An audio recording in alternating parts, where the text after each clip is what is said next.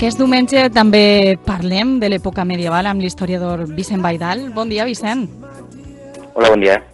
T'hem convidat perquè especialment ens atrau la temàtica de la publicació Ferarca del grup Arca, del qual formes part, que és un llibre que aborda qüestions generals de la societat medieval, com el paper de les dones, les particularitats legislatives de l'època, també els aliments que formaven part de la dieta bàsica del poble, o l'eclosió de la diversitat lingüística.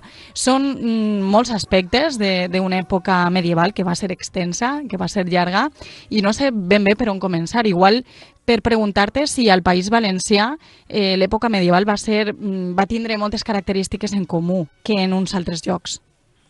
Bé, sí, la veritat és que nosaltres parlem normalment de tema valencià. El llibre està conformat per 16 capítols diferents i cada capítol parla d'un tema diferent. Com deies, per exemple, parlem de l'alimentació i parlem de com d'important era el pa en l'època medieval i sí que ho particularitzem en el cas valencià, però expliquem al mateix temps que això era un fenomen europeu. O, per exemple, parlem dels torrons que poden ser una cosa molt valenciana, que ja es documenten en l'edat mitjana, però ahir un dels companys d'Arca, perquè els autors del llibre som 3 persones, Frederica Parisi, Ferran Esquilache i jo mateix, doncs Frederica Parisi explica que en realitat els torrons valencians tenen una base comuna a tota la Mediterrània. Ah, sí? I sí, per exemple, en Provença, en la Provença es fa una cosa pareguda, que és el nougat, o en Grècia i en Turquia també es fa un torró molt paregut, però no es fa en melna, sinó que es fa en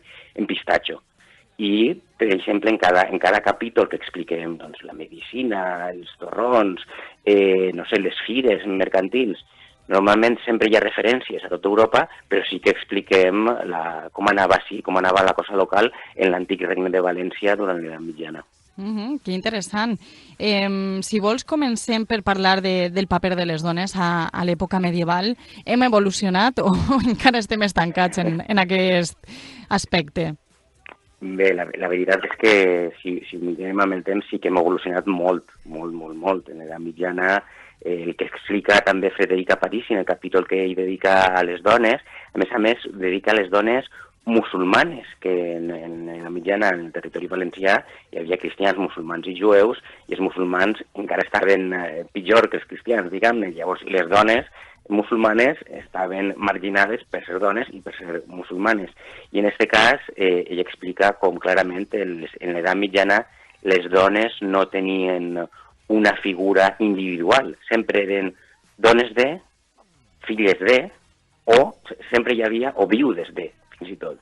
Bueno, això arriba també a l'actualitat en alguns països, que encara han de demanar permís per tot, no tenen poder de decisió, no? En efecte, bueno, i així fins i tot, crec que fa 50 anys encara hi havia coses que no es podien fer sense demanar permís legal als homes. Llavors, clar, aquesta és la situació que ens trobem en l'edat mitjana. I el que explica Frederica en el seu capítol és un cas molt particular, que és el cas d'una família en què l'home el claven en la presó i llavors la dona és quan passa a tindre un paper en la família, perquè ha de moure tots els fils per a tractar de treure de la presó al seu home. I en la documentació medieval mai veiem a les dones, però només les veiem en aquests casos més excepcionals. Llavors, en aquest sentit, sí que hem evolucionat en el cas valencià i en el cas, almenys com a mínim europeu i també mundial en molts aspectes, però, evidentment, hi ha moltíssims aspectes en els quals s'ha avançat. Vicent, en el llibre també parleu, si no m'equivoque, del canibalisme. Sí, és una cosa que pot sobtar perquè pensem sempre que el canibalisme no és una qüestió de la societat europea, de la societat occidental, però sí que en l'edat mitjana, fins al segle XIV o fins al segle XIII, es documenten alguns casos de canibalisme per tota Europa, i el que explica en aquest cas Ferran Esquilache en el llibre és com la societat europea va acabar fent que això es convertirà en un tabú tan gran que ja no ha arribat a nosaltres. Però sí que la veritat és que el nostre passat, el passat europeu, està ple de casos de canibalisme, però en casos de canibalisme únicament en moments en què hi havia crisis de fam molt grans, no hi havia res que menjar, no hi havia blat, no hi havia... Les collites havien sigut desastroses, i hi havia tanta fam que en alguns casos les persones que es morien, els altres supervivents, se'ls menjaven. Per això, com dic, a partir del segle XII, segle XIII, va deixar i es va produir un canvi i es va convertir en un tabú grandíssim. En casos en els quals la moral i la ètica s'ha de deixar de costat per sobreviure, no? No era un personatge que anava menjant persones perquè sí. No. Has parlat d'això, de grans fams. Has parlat de capítols del llibre de Fer Arca que han escrit els teus dos companys, també historiadors. Quin és el capítol que has escrit tu? Quin tema abordes en aquest llibre? Sí, són 16 capítols i llavors el que fem és, cadascun fa 5 capítols i tenim un de comú. El comú és una ruta per a seguir les petjades de Jaume I per tot el territori valencià. Que bé! Sí, diem un poc en el capítol que pot ser quan s'acosta el 9 d'octubre o el 9 d'octubre que és festiu, doncs es pot anar a alguns dels llocs que diem, perquè clar, no, evidentment en un dia no es pot fer tot, perquè igual diem d'anar al Cira, on en el Cira està la creu on es diu la tradició que va morir Jaume I. També diem d'anar a Castelló, sobretot per la part antiga, on encara hi ha restes de l'antiga ciutat medieval, els carrers que són molt rectes, perquè en un principi Castelló de la Plana, quan es va fundar en el segle XIII, doncs es va fer com un tauler de línies rectilínies o a molts altres llocs del territori valencià. I pel que fa als meus capítols, sí. Doncs, per exemple, perquè este és el Fer Arca 2, ja teníem un llibre anterior, Fer Arca 1, i vam voler introduir una novetat, perquè l'estructura era molt pareguda, capítols diferents parlant de temes medievals, però vam voler introduir una novetat que era alguns capítols que són literaturitzats, és a dir... Un poc de novel·la, no?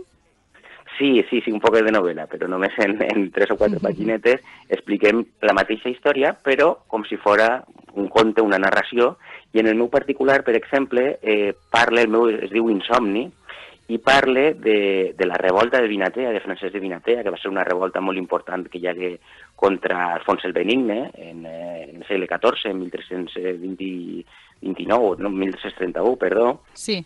I llavors jo conte la revolta, però la conte a través d'una persona que va assessorar la revolta, diguem que era com l'advocat de la revolta, que donava els arguments jurídics, i posant-me en la seva pell la nit abans de la revolta, quan ells havien decidit que anaven a revoltar-se, i com eixa persona va passar eixa nit pensant en què podia passar al l'endemà, en què podien acabar tots morint jutjats pel rei, o perquè al final havien decidit revoltar-se perquè ja no hi havia un altre remei, perquè el rei estava sent massa autoritari i incomplint massa lleis. Llavors això un poc això també ho han fet els meus companys en altres històries, hem intentat donar aquest plus de conèixer la història a través un poc del que podria haver passat o que és totalment versemblant que passarà, però ho fem un poc més bonic a través de la literatura. Pel que em contes, Vicent, veig que és un llibre que per supost, heu firmat, heu creat 3 historiadors. A banda, té part d'entreteniment gràcies a estos capítols que han begut un poc de la literatura, i després tenim un capítol per agafar el llibre i recórrer la comunitat buscant els llocs pels que va passar Jaume I. Jo crec que és un llibre molt complet, que és Fer Arca, el 2, no? El volumen 2, que l'heu firmat vosaltres 3, del grup Arca, i et dono les gràcies a Vicent Baidal, que eres historiador, especialitzat en l'època medieval, i no res, moltíssimes gràcies per contar un poc de la història que tenim en comú, no?, per aquestes terres. Molt bé, moltíssimes gràcies a vosaltres per l'interès i espero que la gent que pugui llegir el llibre li agrade molt.